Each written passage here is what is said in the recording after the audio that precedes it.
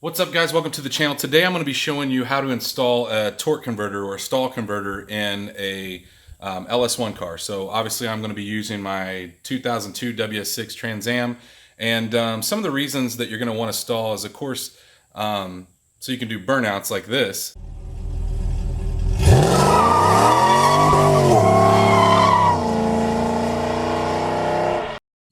Okay, so chances are you don't just want to do burnouts. What it does do, though, is it allows you to get up in the power band quicker. The stock converter is about an 1800 stall, and so what you're having to do is wait for the motor or the revs to climb up to whatever engine speed it starts to pull. Well, what this does is it takes it there immediately. So if I hit the gas, it'll take it immediately to 3200 RPMs or 3600 or 4000, whatever stall speed that you pick.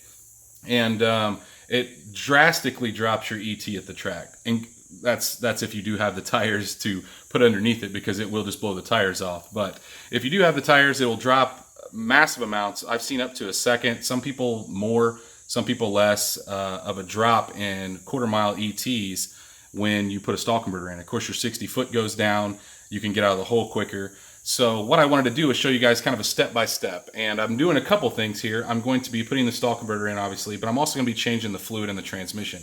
This is a like 70,000 mile car. I don't think it's probably ever been changed, and so it was a good time to change the fluid and filter, and so I'm going to cover that as well. And when it's dry, the transmission's dry, you don't have all that fluid falling out of the tail shaft when you pull the drive shaft out. So it makes it a little easier to just tackle both these things at one time. Also going to be installing a trans cooler, an auxiliary trans cooler, and I'll show you all that in the video as well. But let's get started on this thing, and then at the end of the video, guys, I'm going to show you kind of a driving around what you can expect, at least with this stall speed, and some blast to like 60 miles an hour full throttle, and then some just regular driving around so you can kind of know what to expect. Okay, so once we get the car supported, I've got jack stands in the back with the jack, and then I have my DSC wheel stands in the front. I'm going to go ahead and take loose all of the 13 millimeter bolts around the pan. So what I'm going to try to do is you take the back ones out and then gradually loosen the front ones so your pan is actually tilting back into whatever you're going to catch it in. So that's our first step.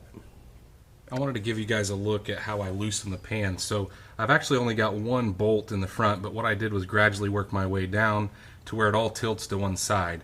Now I'm going to let this set for probably 30 minutes and let everything all the transmission fluid that's on the valve body drain down into the pan, and then run out. It'll just make it a lot easier. You're not getting stuff in your face while you're trying to swap the filter out. I went ahead and took the pan off, and I cleaned it on both sides just with some simple green. It was pretty nasty. I have an oil leak that I'll take care of in a future video, but anyway, it's all cleaned up now. I do like to use a wire wheel to clean off the old gasket material. Now the old gasket cleaned off pretty good, but I always like to go over it and make sure that there's no little pieces that might cause a leak down the road. So now we're going to slide under there and pull the filter out. If you've never pulled a filter out of one of these, it's pretty simple. This is the filter here, and so you literally just pull straight down, and so it's out. Now, one thing that you'll notice that doesn't have the rubber grommet on the end of it, you need to make sure one of two things. You either get the rubber grommet out with a pair of needle nose pliers, or you take the one off the new filter that you put in. I was able to get the old O-ring out, and they're a pain, so if you don't have to replace it, don't bother taking it out. What you have to do is you have to bend it a little bit because it's aluminum, and once it's bent, then you can pull it out. But mine wasn't bad until I tried to take it out, and I boogered up the rubber on it. So went ahead and got it out, tapped the new one in. So now we're ready to put the filter back in. Goes back in the exact same way the old one came out. Once we get that done, then we'll put the pan back on.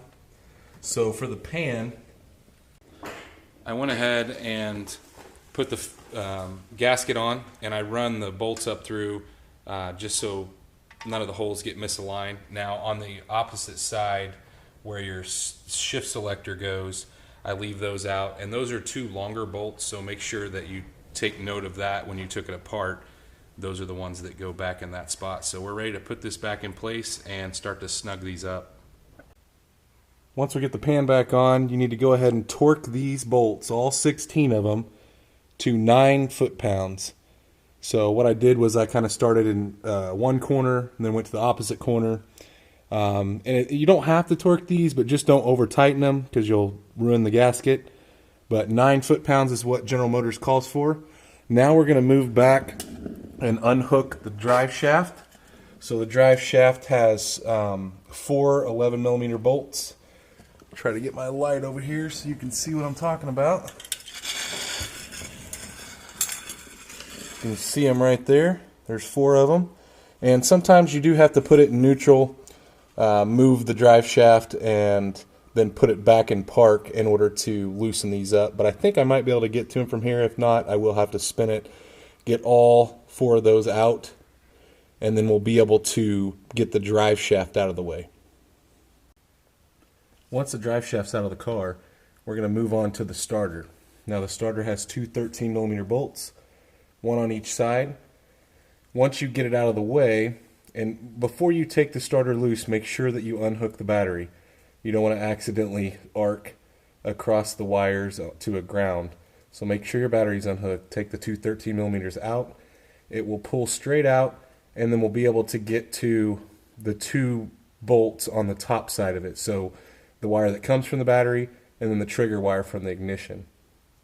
Once you've got the starter out, so the 2 13mm bolts, you do have to unhook the trigger wire, which is an 8mm, and the power wire that goes to the alternator, and that is a 13mm. So take those both loose, get those out of the way, and then the starter will be completely out of your way.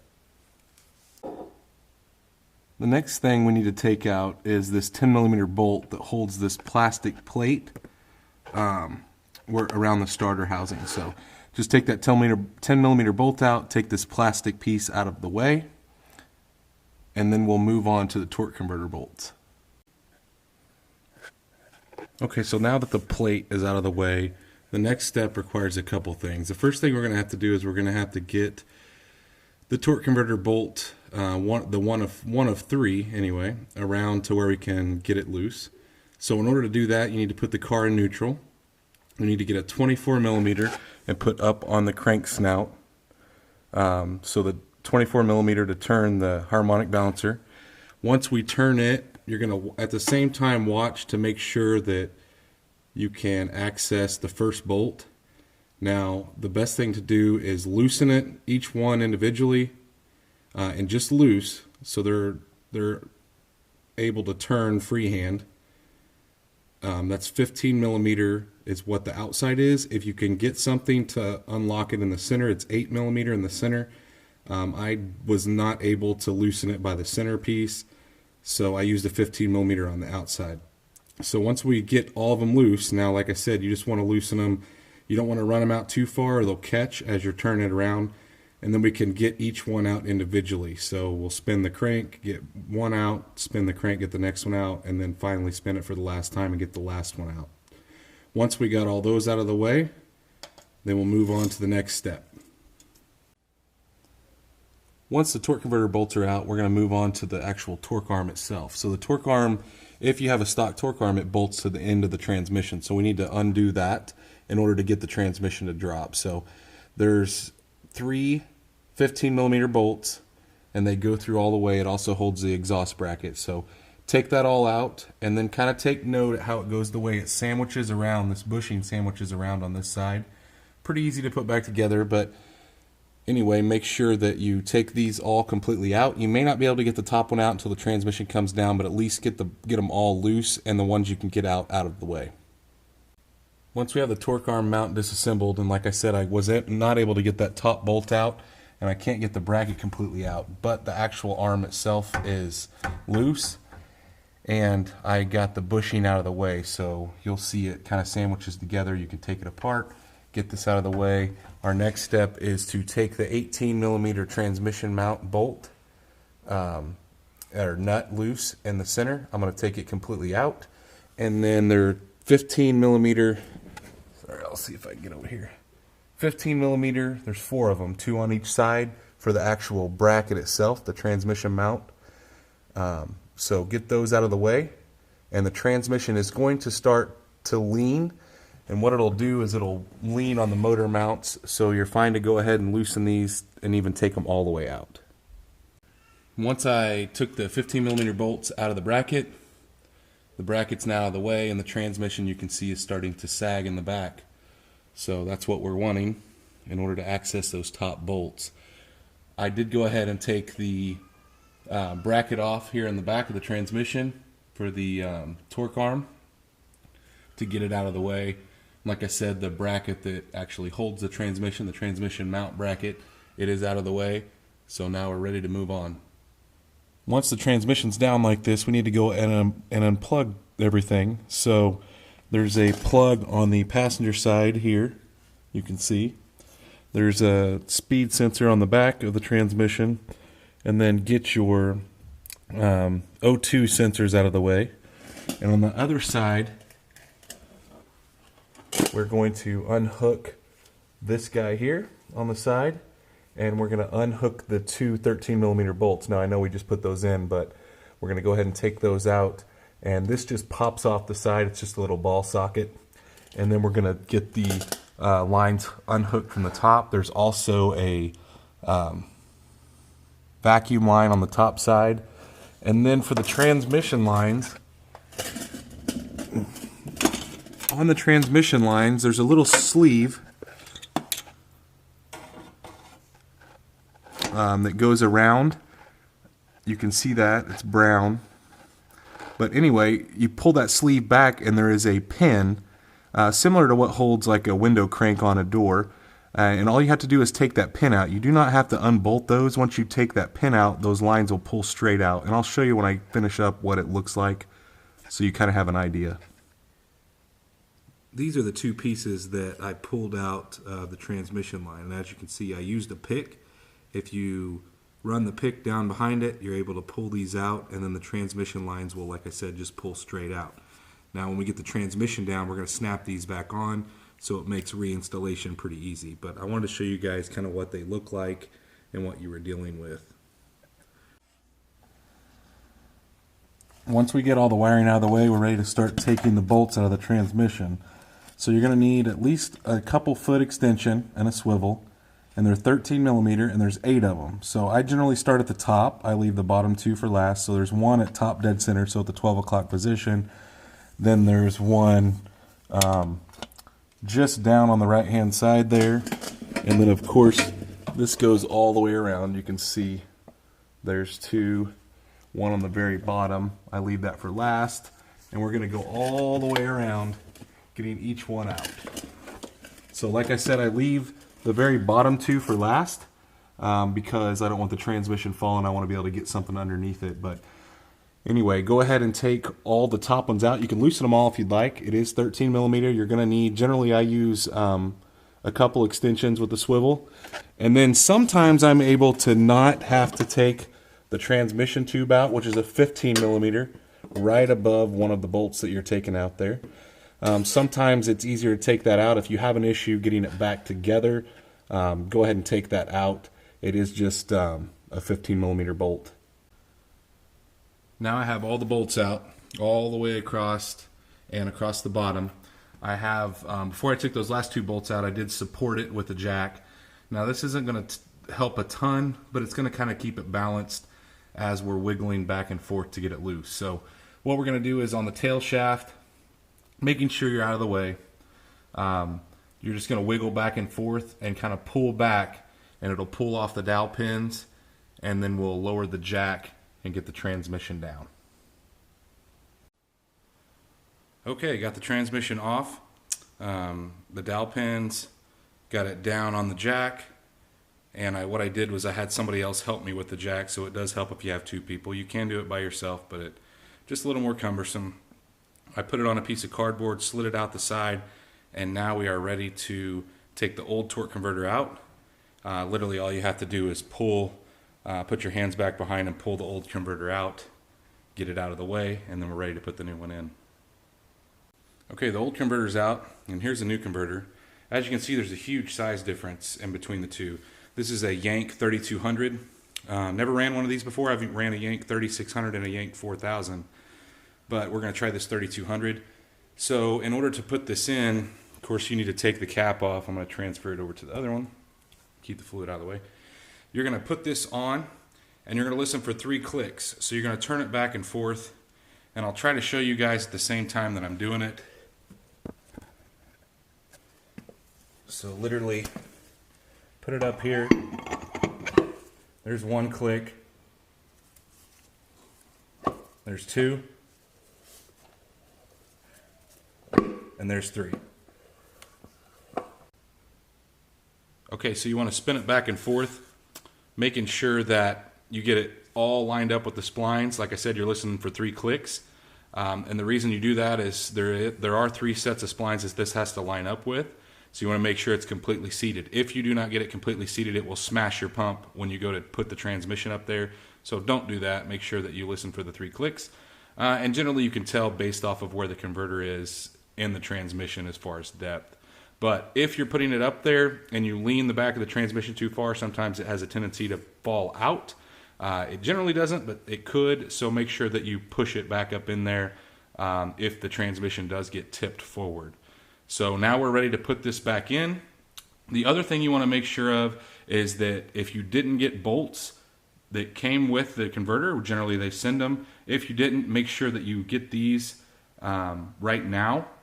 And the reason being is it's too hard to try to pull this back out and do that again. You can't really reach it to make sure that your thread pitch is correct. So mine actually did come with it. If you order a brand new one from Yank, it comes with the bolts. Make sure that you use the bolts that come with it and not the ones from the old converter. So like I said, we're going to put this back on the jack. We're going to lift it back up into place. Sometimes you have some alignment issues with the transmission dipstick. So if you do, you will have to take that 15mm bolt out that I talked about earlier. Sometimes you're able to line that back up as you're going up into the car. So really all you're lining up is there's a set of dowel pins that line up in corresponding holes. And once we do that, I'm going to go ahead and thread the bottom bolts in to get it snug, or at least seated, and then we can start to thread the bolts out that we took out. I've now got the transmission up on the dowels. I've got a couple bolts started, but I wanted to tell you guys, I did forget to put the pins or the keepers back in the transmission lines. It's not a big deal. You can sneak them up beside it just like you took them out. Another thing is the old torque converter, the new torque converter, I did not show you guys that I actually bought it used and it already had fluid in it, but before you put the new converter in, you would want to make sure that you put some fluid inside of the converter. So what I generally do is, it takes quite a bit of time, but you pour at least a quart in there to help not have to fill that up once you start the vehicle and engage the pump, so put it in drive. So make sure that you put fluid in the converter before you put it in. Like I said, I bought mine used, so it already had fluid in it. But the next step is we're going to thread all the bolts back in, and this is just basically the reverse process of what we did before. Sometimes that top one is hard to keep inside of your socket, so you might put a piece of tape around your socket and the bolt just to get it started. Then you can pull it off, and don't put a ton of tape on it because you won't be able to get your socket off, but just a little bit of tape around it to get it started. Other than that, the top one really is the only one you need to do that with. We're going to get these bolts back in and just snugged up. Now all the bolts are in. I went ahead and tightened them. They tightened to 35 foot-pounds. Make sure that you're real easy if you do not torque them, because it is going into an aluminum block, so you don't want to mess up and strip it out. I also hooked up the transmission lines. I was able to sneak those keepers up in there. It's not too bad, but try to do that while the transmission's out. Transmission lines, like I said, are hooked up. I hooked up all the electronics, put everything back in where it was supposed to go. Now we're ready to put the cross member in. So in order to do that, you're going to have to lift the back of the transmission a little, put the cross member bolts, at least get them started. One other thing you want to remember is that top bolt that goes into the torque arm clamshell. You need to make sure that that's in there. Otherwise, you won't be able to get it in once the cross member is in place. Once you have the 15mm bolts in the cross member, and the 18 millimeter in the center. You need to go ahead and torque those. They are 38 foot-pounds on the 4 that hold the cross member, and 77 on the transmission mount in the center, so the 18 millimeter. And then the next step is we are going to hook up the 2 bolts that we took out of the gear selector, and those, like I said before, are 9 foot-pounds. And then we're going to hook this back up, the little ball socket we're going to put back on, and then we will be ready to tighten up the torque arm mount and put the drive shaft back in. Now once you line up the splines and the drive shaft and the transmission and put the U-joint back into the rear end here, you need to put the end caps on. So those are 11 millimeter, just like what we use to take them out, and I like to thread them down on both sides until the U-joint is setting perfectly centered side to side. And those need to be torqued to 16 foot-pounds, and you need to do that evenly. So don't snug one side down while the other side's out. Tighten them up, hand tight, and then go back and forth. Now sometimes you need to put the transmission into park in order for it not to turn, and then put it in neutral, turn it to where you can get to the other ones. And I do that a couple times to make sure that I'm doing it evenly. So like I said, 16 foot-pounds. And then the torque arm mount that was up here, so these bolts here are 37 foot-pounds on the top and the bottom. So you'll have 3 there, so that's 37 foot-pounds. Now we're going to move on to bolting the torque converter to the flywheel. Alright, to put the torque converter bolts in, you're going to need the plate out here of the center. And the reason you're going to need that is you're going to need to spin the torque converter until one of the holes line up. So you can see I've got one of the bolts started. So you're just going to keep swinging this around. And sometimes you have to use a 24 millimeter on the crank snout to spin this around in order to get the holes lined up. So you should have 3 bolts, and there should be 3 holes in the converter, unless you have a 5-bolt converter or a 6-bolt converter that would have a different flywheel. But on this particular application, 3 bolts. You want to thread it in as far as you possibly can. You don't want to tighten one up too far, because what happens is it'll draw the other ones out and it'll get caught when you're spinning it around. So what I do is I thread each one in just very little until it starts to grab, and then go through each one and tighten it just a little bit, spin it, tighten it, spin it, tighten it, until we get to the torque spec that we need, which I'll give you in just one second. Each one of the torque converter bolts needs to be torqued to 46 foot-pounds. So you're going to torque it, and I like to go through a couple times. So torque one, spin it around, torque the next one, and then I go over them twice. And then we're ready to put the starter back in. Before you put the starter back in, make sure that you put the plastic plate that came out. There was a plastic panel, just a 10 millimeter bolt that bolts in the side there. Put that back in, and then we'll get the starter back up into position. And make sure that you're hooking up your positive wire and your trigger wire for the starter. And make very sure that you put it, if you notice this one has a pin on it, make sure it's in the same spot that it was, because if these are touching, as soon as you hook up the battery, it's going to try to start. So make sure that they're not touching and they're hooked back up the way they go. Once the starter's in place, torque the 2 starter bolts, 13 millimeter bolts, torque them to 37 foot-pounds apiece. Once all the torque converter bolts are tight and the starter's back in place, you can go ahead and snap in your 2 little access panels that are on the bottom of the transmission, if you have them. If you don't, it's not a big deal, it won't hurt anything. Oh. You have to do this with the camera set now. Anyway, those just snap back into place. So the last thing we really need to install is a transmission cooler, at least an auxiliary one. So what I bought here is an 11 by an 11 inch, and I'll list it down in the description below, the one that I use, but I'm actually going to put it up underneath, so it's going to go right in front of the air conditioner condenser. And in order to put it there, you do have to take a few things off. So we're going to have to take the lid off, you're going to have to unplug your IAT sensor, your mass airflow sensor, take a flat head and loosen this up, take the lid out of the way, and then there's 4 10mm bolts that hold on the top part of the radiator cover here.